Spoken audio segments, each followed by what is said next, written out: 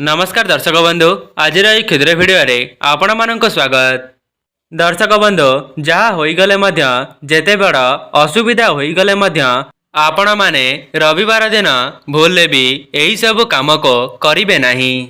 जदि भी जानतारे किंबा अजाणतारे आपण माने रविवार दिन यही सब भूल को करि देउछंती तेबे आपणक उपरे माँ लक्ष्मी रुष्ट होई जिबे एवं आपणक घर छाड़ी मध्य चली जाई पारंती।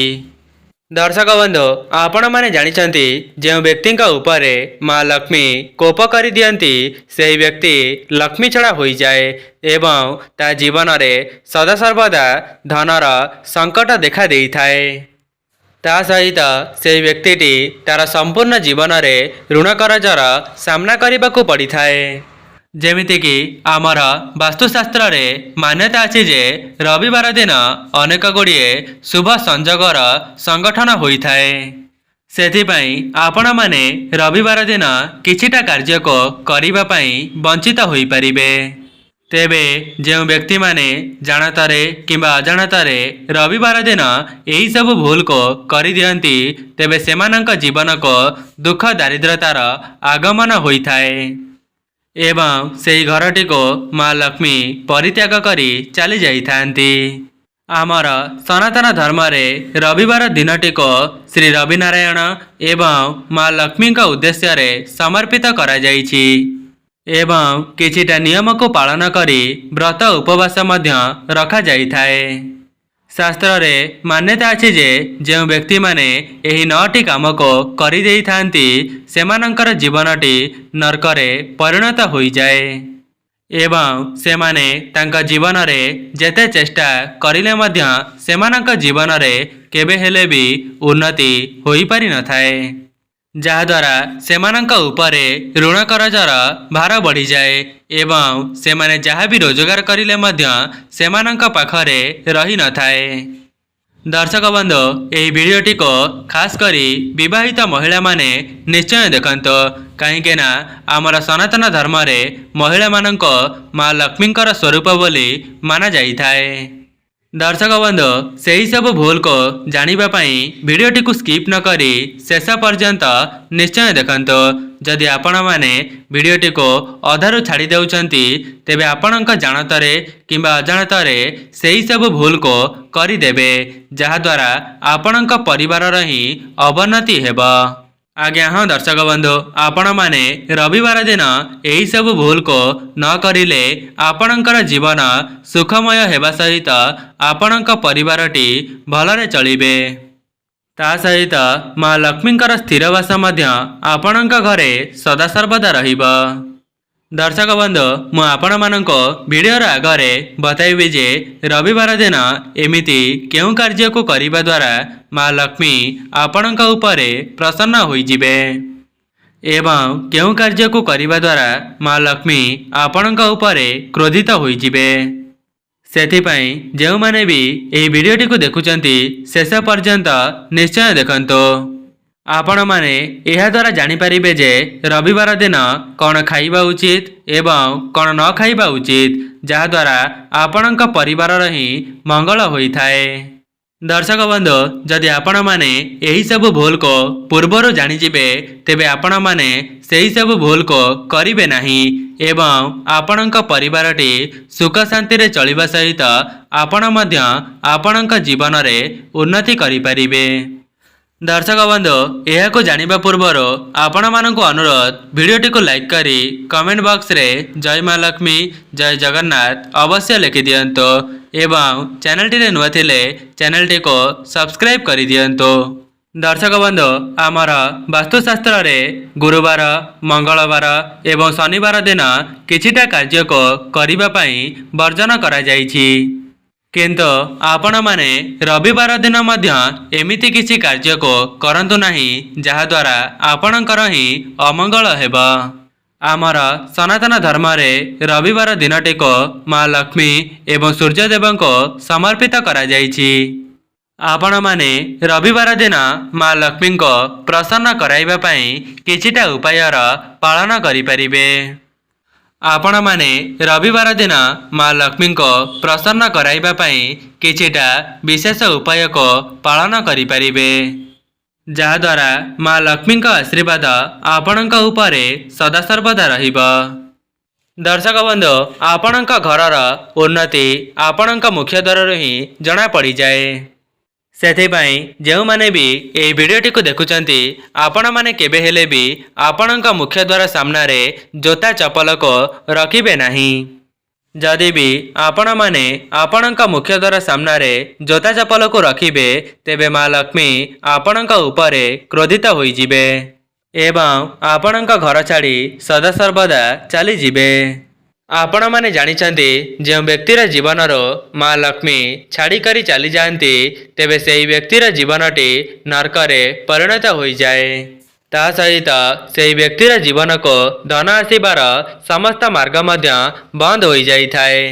ଆମର ବାସ୍ତୁଶାସ୍ତ୍ରରେ ମାନ୍ୟତା ଅଛି, ଯେଉଁ ଘରୁ ମା ଲକ୍ଷ୍ମୀ ଛାଡ଼ିକରି ଚାଲିଯାଆନ୍ତି, ସେହି ଘରର ଉନ୍ନତି କେବେ ହେଲେ ବି ହୋଇପାରିବ ନାହିଁ। ଦର୍ଶକ ବନ୍ଧୁ, ଆପଣମାନେ ଦେଖିଥିବେ, ଗାଁ ଗହଳିରେ ଅନେକ ଲୋକମାନେ ଏମିତି ବି ଅଛନ୍ତି, ଯେଉଁମାନେ ତାଙ୍କ ମୁଖ୍ୟ ଦ୍ୱାର ସାମ୍ନାରେ ଲଙ୍କା ଏବଂ ଲେମ୍ବୁର ହାରଟିକୁ ଟଙ୍ଗାଇଥାନ୍ତି। ଦର୍ଶକ ବନ୍ଧୁ, କ'ଣ ଆପଣମାନେ ଜାଣିଛନ୍ତି ଏହାକୁ ଟଙ୍ଗାଇବା ଦ୍ୱାରା ଆପଣଙ୍କ ଘରର କ'ଣ ହୋଇଥାଏ? ତାହାର ଅର୍ଥ ହେଉଛି ଦରିଦ୍ରତାକୁ ନାଶ କରିଥାଏ ଲେମ୍ବୁ। ଯେଉଁ ଘରର ମୁଖ୍ୟ ଦ୍ୱାର ସାମ୍ନାରେ ଲଙ୍କା ଏବଂ ଲେମ୍ବୁର ହାରଟି ଟଙ୍ଗା ଯାଇଥାଏ, ତେବେ ସେହି ଘରକୁ କେବେ ହେଲେ ବି ଦୁଃଖ ଦାରିଦ୍ରତା ପ୍ରବେଶ କରିପାରିନଥାଏ। ସେଥିପାଇଁ ଯେଉଁମାନେ ବି ଏହି ବିଷୟରେ ଜାଣିଛନ୍ତି, ସେମାନେ ତାଙ୍କ ମୁଖ୍ୟ ଦ୍ୱାର ସାମ୍ନାରେ ଲଙ୍କା ଏବଂ ଲେମ୍ବୁର ହାରଟିକୁ ଟଙ୍ଗାଇଥାନ୍ତି, ଯାହାଦ୍ୱାରା ସେମାନଙ୍କ ଘରକୁ ଦୁଃଖ ଦାରିଦ୍ରତା ପ୍ରବେଶ କରିପାରିନଥାଏ। ଦର୍ଶକ ବନ୍ଧୁ, ବର୍ତ୍ତମାନ ଆପଣମାନଙ୍କ ମନରେ ପ୍ରଶ୍ନ ଆସୁଥିବ ଯେ ମା ଲକ୍ଷ୍ମୀ ପ୍ରତ୍ୟେକ ବ୍ୟକ୍ତିମାନଙ୍କ ଘରକୁ କାହିଁକି ଆସନ୍ତି ନାହିଁ?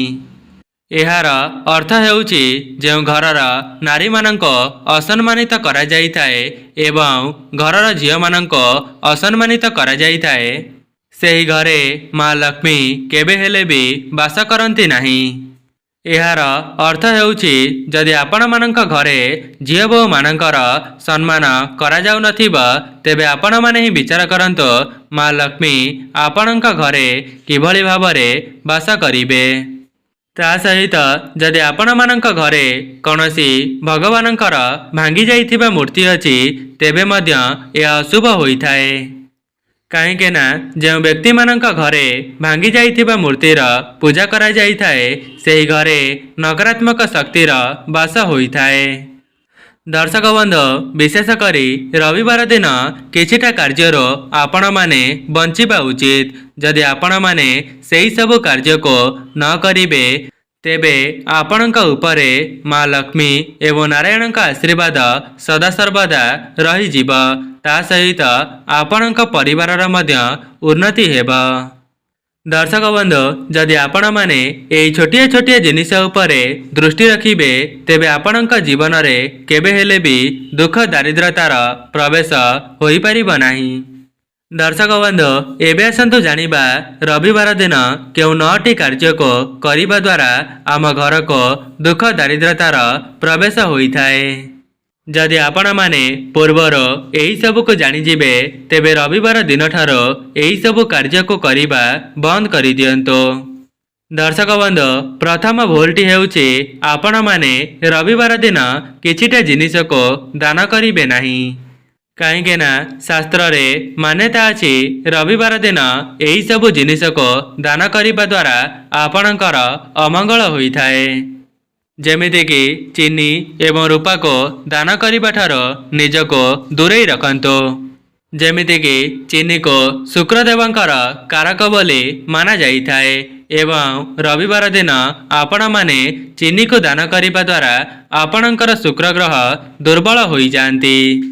ଦର୍ଶକ ବନ୍ଧୁ, ଦ୍ୱିତୀୟ କାର୍ଯ୍ୟଟି ହେଉଛି, ଆପଣମାନେ ରବିବାର ଦିନ କେବେ ହେଲେ ବି ନୂତନ ଗୃହ ଏବଂ ଜାଗାକୁ କ୍ରୟ କରନ୍ତୁ ନାହିଁ। କାହିଁକି ନା ଶାସ୍ତ୍ରରେ ମାନ୍ୟତା ଅଛି, ରବିବାର ଦିନ ସମ୍ପତ୍ତି କ୍ରୟ କରିବା ଦ୍ୱାରା ଆପଣଙ୍କର ସମ୍ପତ୍ତି କ୍ଷୟ ହୋଇଥାଏ। दर्शक बंधु आपण मैंने चाहिए गुरुवार एवं मंगलवार दिन नूतन जगह बाड़ी को क्रय करें जहाद्वारा माँ लक्ष्मी आशीर्वाद आपण सदा सर्वदा रहिबा। तृतीय कार्यटी हेउछि आपण माने रविवार दिन राति रे सोइबा समय रे अईठा बासन को पकाई करी सोइबे नाही। आमर पूर्वपुरुष माने कही जाइछन्ति जे एवं वर्तमानर वृद्धा वृद्धा माने कहउछन्ति जे जदि आपणक घरे राति रे सोइबा समय रे अईठा बासन को पकाई देबे तेबे आपणक घरे अलक्ष्मीकर बास होइथाए। दर्शक बंधु विशेष करी रविवार दिन आपण माने केबे हेले भी अईठा बासन को पकाई करी सोइबे नाही। जदि भी आपण माने एपरी भूल करि दियंती तेबे माँ लक्ष्मी आपणक घर छाड़ी चली जिबा सहित आपणक घरे अलक्ष्मीकर बास होइथाए। सेथिपाई आपण माने रविवार दिन संध्या समयरु ही अईठा बासन को धोई करी रखिदेबे। चतुर्थ कार्यटी हेउछि आपण माने आपणक घरे केबे हेले भी अलिया आवर्जना को रखंतु नाही। कहीं ना जो घरटी परिष्कार परिच्छन्न रही थाए माँ लक्ष्मीकर आगमन से घर को होता है। कहीं ना रविवार दिनटी माँ लक्ष्मीकर प्रियवार होइतिबा कारणरो आपण माने रविवार दिन केबे हेले भी आपणक घरे अलिया आवर्जना को रखिबे नाही। दर्शक बंधु आपण माने हुए तो जानी नाहंती जो घरर परिवेशटी सफासुतरा रही थाए सेही घरे माँ लक्ष्मीकर स्थिरवास हेबा सहित सेही परिवारटी सुख शांति रे निज जीवनटी को अतिबाहित करिथांती। दर्शक बंधु आपण माने जानिछंती माँ लक्ष्मी को अन्नपूर्णा बोली कुहा जाइथाए। सेथिपाई आपणक रोषेई घर को केबे हेले भी अलिया आवर्जना करी रखिबे नाही। ता सहित आपणक रोषेई घरे सदा सर्वदा सफासुतरा बासन को ही रखिपारिबे। केबे हेले भी अईठा बासन को बहुत समय धरी पकाई करी रखिबे नाही। विशेष करी रविवार दिन आपण माने आपणक रोषेई घरे अईठा बासन को पकाई करी रखिबे नाही। एपरी करिबा द्वारा माँ लक्ष्मी आपणक उपरे रुष्ट होई जांती जहाद्वारा आपणक जीवन को नरकरे परिणत करि दियंती। दर्शक बंधु रविवार दिनटी माँ लक्ष्मी को समर्पित होइतिबा कारणरो आपण माने केबे हेले भी टंकार नेणदेण रविवार दिन करंतु नाही। ता सहित आपण माने रविवार दिन काहाठारो भी टंका को धार आनंतु नाही किंबा धार दियंतु नाही। कहीं ना शास्त्र रे मान्यता अछि जो माने भी एही सब कार्य करिथांती सेमानक जीवन को धन आसीबार मार्ग बंद होई जाइथाए। ता सहित आपण माने रोषेई घरर कौनसी सामग्री को मध्य रविवार दिन किणंतु नाही एवं घर जमीबाड़ी को मध्य रविवार दिन क्रय करंतु नाही। जदि भी परिवारर कौनसी भी सदस्य माने जानतरे किंबा अजाणतरे एही सब भूल करि दियंती तेबे सेही परिवारर सदस्य माननको ही एहार कुपरिणाम भोगिबा पई पड़िथाए। सेथिपाई आपण माने रविवार दिन पूजा पाठ एवं आराम मध्य करि पारिबे। दर्शक बंधु रविवार दिन केबे हेले भी पति पत्नी झगड़ा करंतु नाही। एपरी करिबा द्वारा आपणकर वैवाहिक जीवन रे अमंगल होइथाए। ता सहित आगामी समय रे बहुत बड़ विपदर सामना मध्य करिबाको पड़िपारे। दर्शक बंधु आपण माने रविवार दिन केबे हेले भी आमिषर भक्षण करंतु नाही। एपरी करिबा द्वारा आपणक जीवन रे घोर दारिद्रता माड़ी आसीथाए। कहीं ना आपण माने रविवार दिन आमिषर भक्षण करिबा द्वारा आपणक घरे नकारात्मक शक्तिर बास होइथाए एवं माँ लक्ष्मी मध्य आपणक घरो सदा सर्वदा छाड़ी करी चली जाइथांती।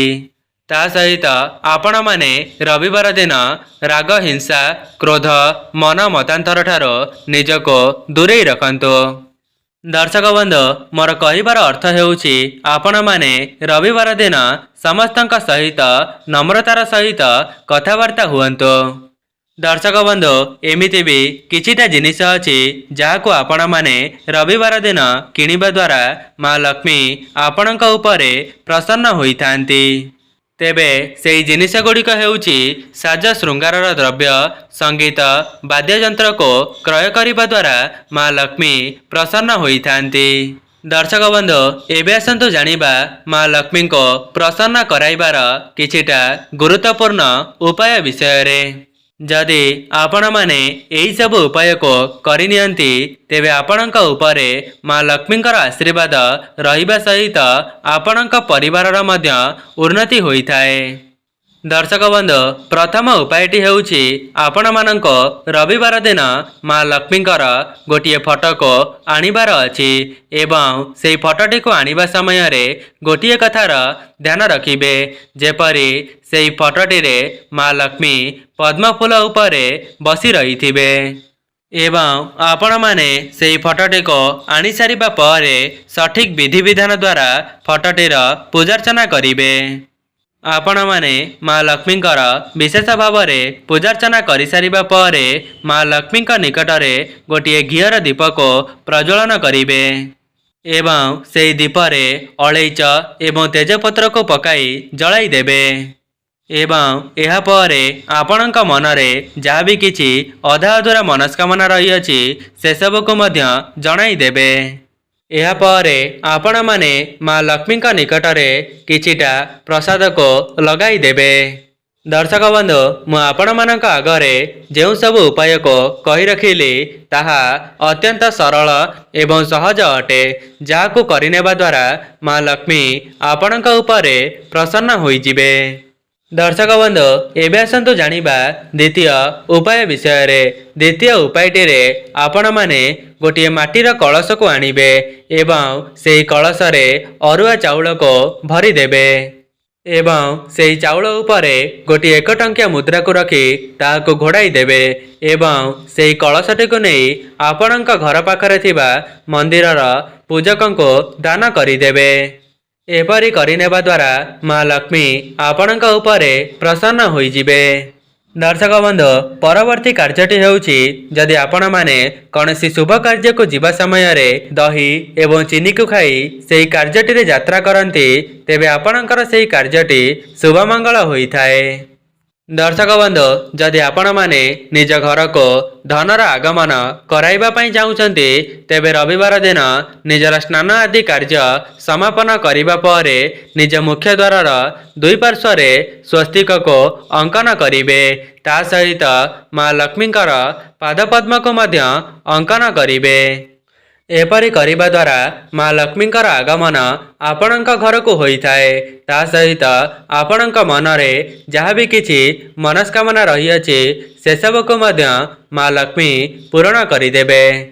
ଦର୍ଶକ ବନ୍ଧୁ, ଏହି ଉପାୟର ଏତେ ମାତ୍ରାରେ ଚମତ୍କାରୀ ଶକ୍ତି ରହିଛି ଯେ ଥରେ ମାତ୍ର ଏହି ଉପାୟଟିକୁ ଯେଉଁ ବି ବ୍ୟକ୍ତି ତା ଜୀବନରେ କରିନେଇଛି ତା ଜୀବନରେ ମା ଲକ୍ଷ୍ମୀଙ୍କ ସହିତ ଶ୍ରୀ ନାରାୟଣଙ୍କର ଆଶୀର୍ବାଦକୁ ମଧ୍ୟ ପ୍ରାପ୍ତ କରିପାରିଛି।